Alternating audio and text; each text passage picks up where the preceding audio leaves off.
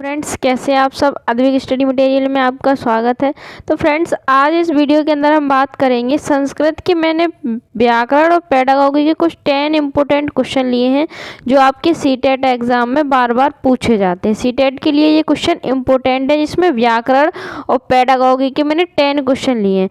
आप ये एक तरह का प्रैक्टिस सेशन है, ठीक है।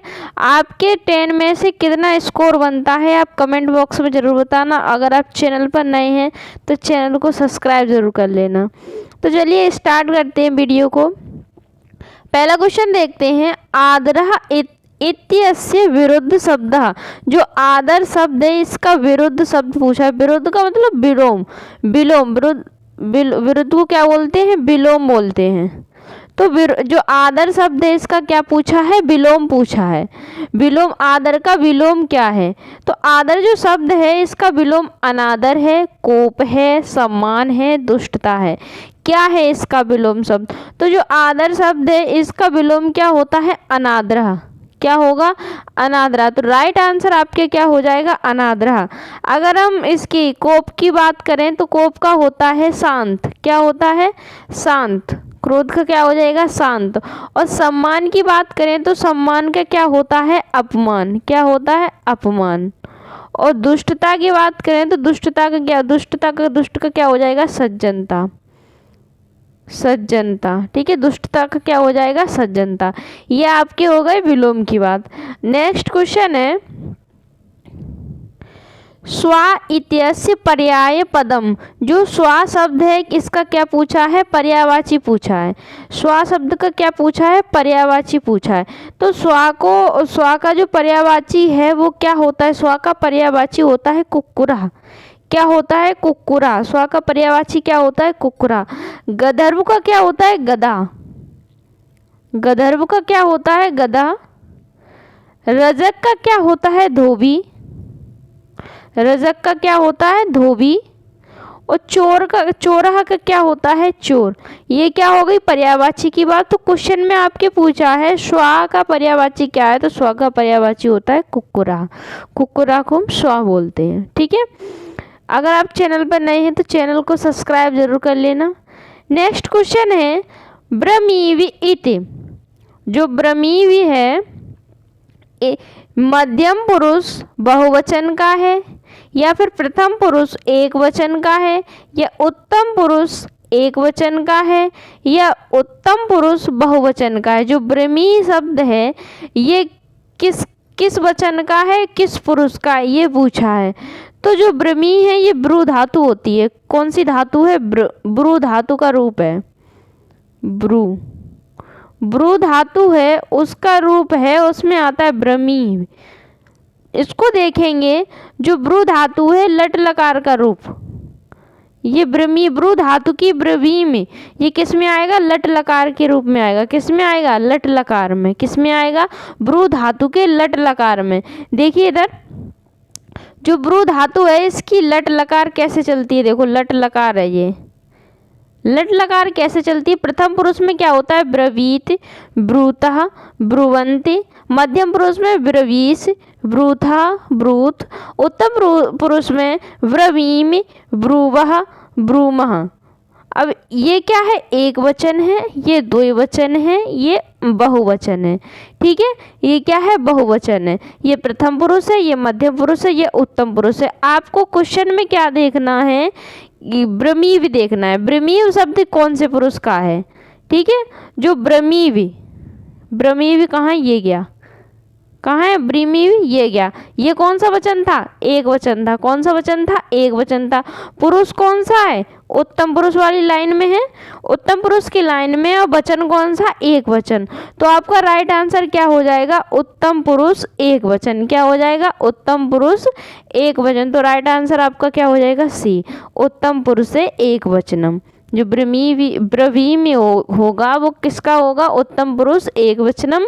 ब्रू धातु है, उसका लट लकार का रूप है ये, ठीक है। नेक्स्ट क्वेश्चन है। छात्रः कथाया अंतम परिवर्त्य कथां पुनर्लिखितुं यदा निर्देश्यन्ते तथा प्रधानोद्देशः। जो क्वेश्चन में पूछा है कि कथा के अंत में जब छात्रों से कथा को परिवर्तन करके, कथा के अंत में, किसमें, कथा के अंत में, कथा के अंत में छात्रों से कथा को परिवर्तन करके, क्या करके, परिवर्तन करके पुनर्लिखे तुम, दोबारा पुनः लिखने के लिए निर्देश दिया जाता है। क्या किया जाता है, निर्देश दिया जाता है। तो उसका प्रमुख उद्देश्य क्या होगा। कथा के अंत में जब छात्रों से कथा को परिवर्तन करके कथा को लिखने के लिए निर्देश दिया जाता है, तो उसका जो प्रमुख उद्देश्य है वो क्या होना चाहिए। तो आपका जो इसमें राइट आंसर है वो क्या हो जाएगा। पहले ऑप्शन देख देते हैं। कार्य संग्रह कौशल वर्धनम, या टिप्पणी लेखन शक्ति वर्धनम, या भावानुवाद कौशल वर्धनम, या छात्र सृजनात्मकता वर्धनम। अगर छात्र कथा के अंत में कथा को पुनर्लिखे तुम परिवर्तन करके कथा को दोबारा लिखता है, तो उसका उद्देश्य क्या होगा। इसका राइट आंसर क्या हो जाएगा, छात्र सृजनात्मकता वर्धनम। क्या हो जाएगा, छात्रों की रचनात्मक शक्ति को बढ़ाना होता है। इसका उद्देश्य, अगर छात्र उसको कथा को परिवर्तन करके अंत में उसको लिखने का निर्देश दिया जा रहा है, तो क्या होगा कि जो छात्र की रचनात्मक शक्ति है उसको क्या किया जा रहा है, बढ़ावा दिया जा रहा है। तो राइट आंसर आपका क्या हो जाएगा, डी। 5 क्वेश्चन है। कक्षायाम शिक्षिका विविधान उपायान प्रक्रियाश्च एतत्थर्म उपयुक्चिन्त। अब इसमें पूछा है क्वेश्चन नंबर 5 में, कक्षा में शिक्षक विविध उपाय, अनेक उपाय व प्रक्रिया से मतलब प्रक्रियाएं का प्रयोग करती है। जो कक्षा में शिक्षिका है अनेक प्रकार के उपाय और प्रक्रियाओं का प्रयोग करती है। तो वो क्या करना चाहती है, देखते हैं। स्ववैदग्ध्यम प्रदर्शयितुम, या फिर बी परिणामकारितया छात्रान् आकलयितुम, या शीघ्रं पदोन्नतिं स्थिरीकर्तुं, या विविध छात्र प्रकाराणाम आवश्यकता पूरयितुम। तो इसका राइट आंसर क्या हो जाएगा, डी। क्या हो जाएगा, डी। जो कक्षा में शिक्षक है वो क्या करती है, अनेक प्रकार के उपाय करती है और अलग अलग प्रक्रियाएं करती है। तो उसका उद्देश्य क्या होता है, कक्षा में अनेक प्रकार के छात्र होते हैं, विविध प्रकार के छात्र। देखो, विविध छात्र प्रकारणम, कक्षा में विविध प्रकार के छात्र होते हैं, उनकी आवश्यकताओं को क्या करती है, वो पूरा करती है। क्या करती है, उन सबकी छात्रों की आवश्यकताओं को पूरा करती है। अनेक प्रकार के छात्र होते हैं, किसी को किसी तरह समझ में आता है, दूसरे छात्र को अलग तरह से समझ में आएगा। तो वो अलग अलग तरह के उपाय करती है, अलग अलग प्रक्रियाएं करती है, तो जिससे वो सारे छात्र उस चीज़ को समझ सकें। तो राइट आंसर क्या हो जाएगा आपका, डी के, क्योंकि उस कक्षा में अलग अलग प्रकार के छात्र होते हैं, तो उनकी आवश्यकताओं क्या करती है, पूरा करती है। ठीक है। नेक्स्ट क्वेश्चन है, द्वंद्व समासस्य उदाहरणम।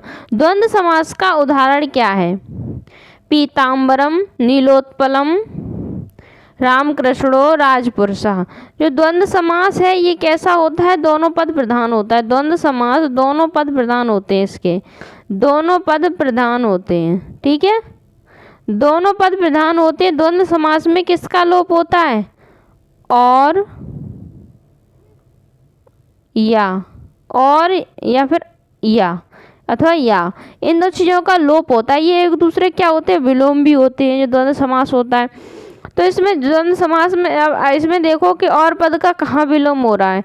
सी ऑप्शन देखो, राम कृष्णो, राम और कृष्ण क्या हो रहा है, राम कृष्णों में क्या हो रहा है, राम और कृष्ण। इसके मध्य में किसका लोप हो रहा है, ओ का। किसका लोप हो रहा है, और का। ठीक है, तो राइट आंसर आपका क्या हो जाएगा, सी।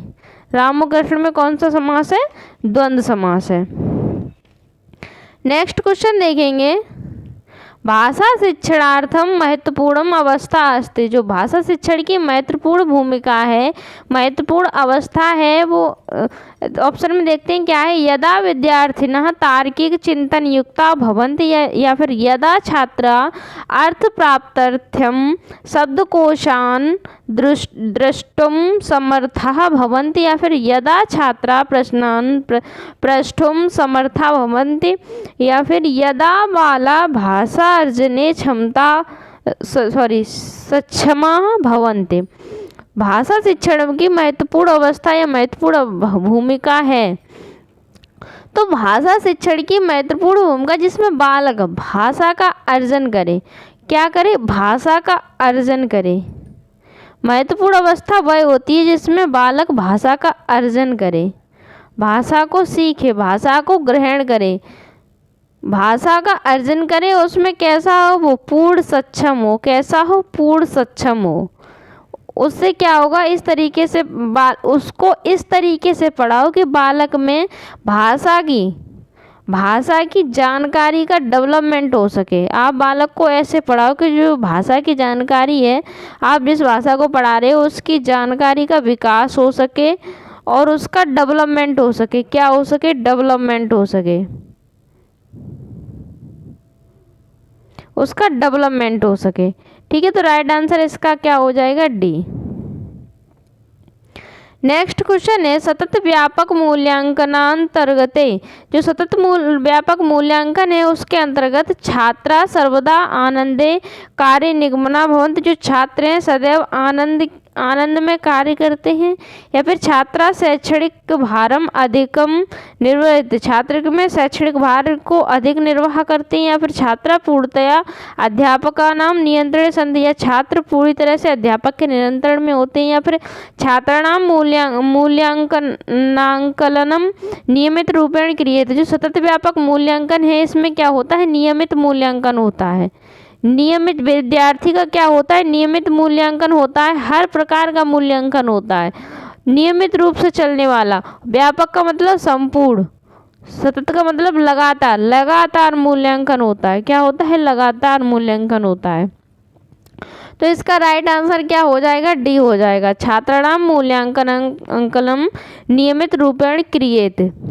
सतत व्यापक मूल्यांकन के अंतर्गत छात्रों का मूल्यांकन और आकलन नियमित रूप से किया जाता है। मूल्यांकन और आकलन दोनों क्या किए जाते हैं, नियमित रूप से लगातार किए जाते हैं, ताकि समय समय पर मूल्यांकन करके छात्रों की संपूर्ण परख हो सके कि बच्चा कहाँ गलती कर रहा है, कहाँ नहीं सीख पा रहा है, तो उसकी जानकारी शिक्षक को प्राप्त हो सके।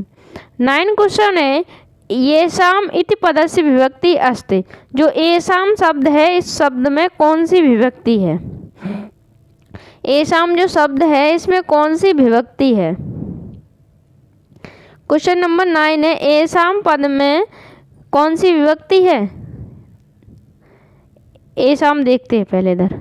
येषाम का जो रूप चलता है, यह यो ये, यम यो यान, येन याभ्याम ये है, यस्मे याभ्याम येभ्यः, यस्मात् याभ्याम येभ्यः, यस्य ययो येषाम। कहाँ मिल गया, ये मिल गया। येषाम, यस्मिन ययो येषु।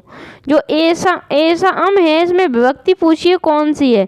विभक्ति हमारी कहाँ, ये प्रथमा विभक्ति की लाइन थी, द्वितीय विभक्ति की, तृतीय विभक्ति की, चतुर्थी विभक्ति की, पंचमी विभक्ति की, ये है षष्ठवी विभक्ति की।